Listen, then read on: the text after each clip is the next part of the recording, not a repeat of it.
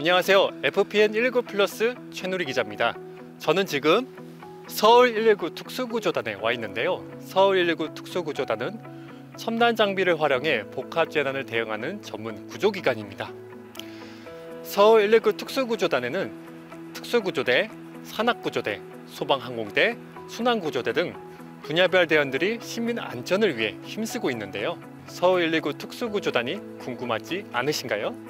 제가 분야별 대원들을 만나 서울 119 특수구조단에 대한 얘기를 들어봤습니다. 자, 그러면 함께 가보시죠. 안녕하세요. 저는 서울 119 특수구조대에 근무하고 있는 소방위 기영후입니다.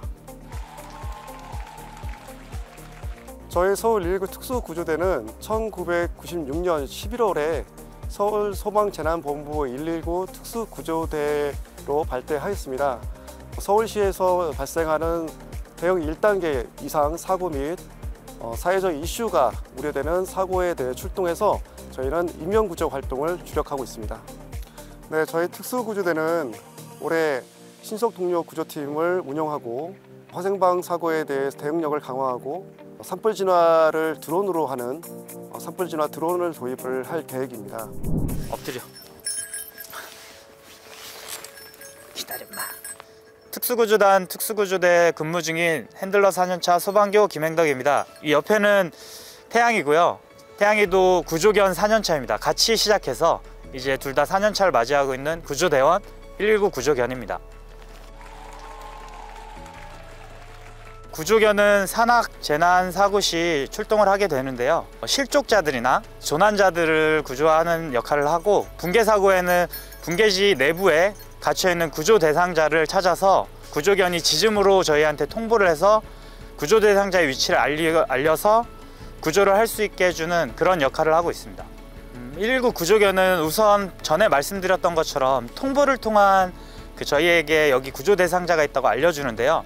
그렇게 하기 위해서 우선 위험물 같은 거를 극복하기 위해서 장애물 훈련을 우선 1차적으로 하고요. 동물이다 보니까 자기 본성에 대한 그런 복종 훈련, 기다려, 앞으로 가, 좌로 가, 아니면 짖어, 이런 훈련을 기본적으로 하고, 그 종합적인 훈련으로 산악이나 붕괴지 같은 훈련장을 가서 실질적으로 모의로 이제 구조 대상자를 임의로 숨겨서 찾게 되는 그런 훈련을 통해서 구조견의 능력을 향상시키고 있습니다. 안녕하십니까. 특수구조대에 근무하는 소방장 김아름입니다. 이 드론 업무를 맡은 지는 3년 정도가 되었습니다. 저희 특수구조대에서는 총 15대의 드론을 보유하고 있고, 교육 목적을 위한 교육훈련용 드론과 현장 대응을 위한 현장 대응용 기체를 분류하여 사용하고 있습니다. 저희 특수구조대 소방드론 담당자는 사고 현장 도착 시 즉시 드론 비행을 실시하여 신속하게 정보를 취득합니다. 현재 화점의 상황이라든지 연소 확대 우려를 감시하고 다양한 입체적 정보를 취득하여 지휘관에게 전달하고, 그 지휘관은 수집된 정보를 바탕으로 작전 계획을 수립합니다. 뿐만 아니라 봄철, 가을철 산불 취약 기간에는 드론을 이용한 산불 예방 캠페인, 산불 감시 등을 병행 실시하고 있고, 소방차 진입 불가 지역이나 화재 취약 대상 지역을 미리 선정하여 거기에 대한 사전 정보를 수집, 전달하고 있습니다. 소방 드론의 운영함에 있어서 가장 중요한 것은 그 조종자의 운영 실력인데, 이 운영 능력을 하루아침에 키울 수는 없습니다. 지금은 국토교통부에서 지정하는 그런 어떤 일정한 이상의 자격이 있어야 되지만, 그 자격이 전부는 아니고 현장에서 위기 대처 능력이라든지 현장 상황을 빠르게 파악할 수 있는 그런 능력도 되게 중요하다고 생각합니다. 뿐만 아니라 이 지휘관들도 이 드론을 단순하게 장난감이라든지 그냥 물건으로 볼 것이 아니라 사람이 할 수 없는, 또는 사람이 하기 힘든 그런 일을 대신해 줄 수 있는 우리의 첨단 장비라고 생각해 주면 참 좋겠습니다. 네, 안녕하십니까. 특수구조대에서 화생방 업무를 담당하고 있는 소방교 박정수입니다. 화생방 업무를 담당한 지는 6개월 정도 됐습니다.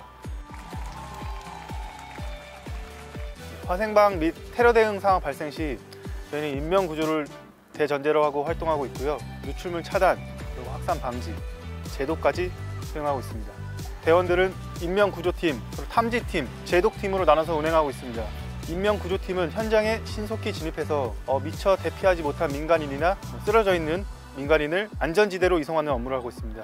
탐지팀은 탐지기를 이용해서 누출물의 종류, 누출물의 양, 누출물의 형태를 파악한 뒤 지휘팀으로 보고를 합니다. 제독팀은 유해물질 차단, 수거, 제독, 필요하다면 채취까지 진행하고 있습니다. 제가 특수구조대 화생방 업무를 담당하게 된 지 6개월 정도밖에 안 돼서 그렇게 많은 출동이 있지 않았지만 기억에 남는 거는 작년 11월 달에 어디 대학교에서 뭐 폭발물이 있었다, 폭발물처럼 보이는 게 있다 해가지고 저희 현장을 가고 있었는데 그 폭발물이 아니라 빼빼로데이 기념해가지고 상자통에 폭발물 주의해가지고 써 있었던 그 해프닝이 기억에 납니다. 최근에 수도방위 사령부하고 합동훈련을 했는데 핵 공격 이후 사후 관리에 대한 훈련이었습니다. 수도방위 사령부도 근 10년 동안 해오지 않았던 훈련이고 저희도 핵 공격 관련은 처음 한 훈련이었기 때문에 저희 군부대 절차하고 소방 절차는 비슷하지만 약간은 다른데 그 다른 부분에 대해서도 저희가 배울 수 있는 경험이었고 군부대 절차에 대해서도 배울 수 있는 훈련이었던 것 같습니다. 저는 서울특수구조단 119 항공대에서 구급대원으로 7년째 근무하고 있는 소방이 윤태상입니다. 저희 소방항공대는 그 지상에서 쉽게 접근할 수 없는 고층 건물 화재, 산악사고, 순환사고 등 각종 대형 재난에 출동하여 임무를 수행하고 있습니다. 저희가 인명구조가 약 80% 이상을 차지하고 있고 산림화재, 화재 출동 같은 경우는 한 20% 정도 지금 되고 있는 것 같습니다. 항공기가 떴다는 것은 모든 대형 재난이나 큰 출동이기 때문에 하나하나 다 모두 기억이 남지만 특히 기억에 남는 거는 약 2-3년 전이었던 것 같습니다. 북한산 인수봉에서 절벽에서 추락하신 분인데 그때가 날씨가 상당히 많이 좋지 않았습니다. 항공기 같은 경우는 날씨가 좋지 않으면 구름이 있으면 항공기가 뜨지 못하는 상황인데 그쪽 지역만 구름이 있는 상황이어서 그 사람은 저희 추락을 해서 많이 중증 외상 환자이셨는데 저희 항공기가 가지 않으면 거의 사망하실 정도이기 때문에 저희 조종사분과 이제 저희 구조대원, 구급대원, 정비사분들이 이제 다시 한번 회의를 해서 이분을 살리기 위해서 그러면 구름이 곧 있으면 지나갈 것 같으니 기다렸다가 구름이 지나가고 난 다음에 빨리 신속하게 구조하고 나오자 해서 그분이 늘 구조해서 병원으로 옮겨드렸는데 한 2달 뒤에 살아서 이제 걸어서 고맙다고 찾아오신 경우가 있습니다. 네, 안녕하세요. 북한산 산악구조대에서 근무하고 있는 1년 7개월 된 소방장 이창식이라고 합니다. 산악구조대는 산악사고 발생 시 누구보다 빨리 달려가 그들의 안전을 구조하는 데 목적을 두고 있고 가장 빠르고 안전하게 병원으로 이송하는 데 목표를 두고 있습니다. 산악에서는 실족, 추락 등 많은 사고가 발생을 하고 있는데 상황에 따라서 동행 하산을 하거나 업어서 하산을 하는 경우, 들것을 이용해서 하산을 하는 경우가 있습니다. 그리고 하산이 불가할 경우 소방 헬기를 요청해서 구조 작업을 하는 역할을 하고 있습니다. 저희 산악구조대에서는 매일 취약지역 순찰과 사고 대비를 위한 훈련을 하고 있으며 순찰 시에는 위치 표지판 점검 및 위치를 숙달하는 데 노력을 하고 있습니다. 신고자들이 위치 표지판에 표시되어 있는 지정 번호로 신고를 하기 때문에 저희가 위치를 숙달하는 데 노력을 하고 있고 이 외에도 사고를 대비하기 위해서 계곡 구조 훈련, 암벽 구조 훈련 등을 하고 있고 앞으로도 계속 해나갈 계획입니다. 119 특수구조단 순환구조대에서 근무하고 있는 소방교 라정욱입니다.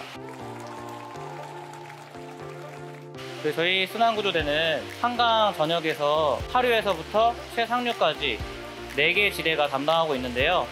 최서쪽으로는 여의도 순환구조대가 있고 그 다음에 반포, 그리고 뚝섬 순환구조대, 광나루 순환구조대가 있습니다. 저희 순환구조대는 인명구조 관련된 그런 구조 출동이 거의 메인으로 나가고 있고 선박에서 나는 화재나 한강 둔치에서 일어나는 기타 출동들 그리고 한강 레저 활동에서 일어나는 그런 사건 사고들을 저희가 다 책임지고 담당하고 있습니다.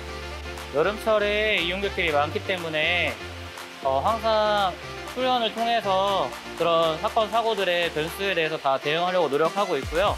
여름철뿐만 아니라 겨울에도 공개 훈련을 해가지고 아이스 다이빙을 한다든지 아니면 한강이나 또는 저수지 그리고 수영장 같은 곳에 다 가서 이렇게 시민의 안전을 위해서 항상 훈련하고 최선을 다해서 노력하고 있습니다.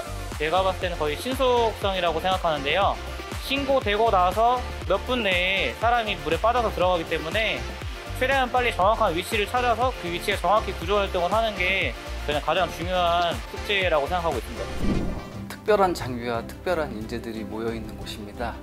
대한민국 그리고 서울 전역의 특수한 재난에 한치의 오차도 없이 그렇게 대응하도록 노력하겠습니다. 화이팅!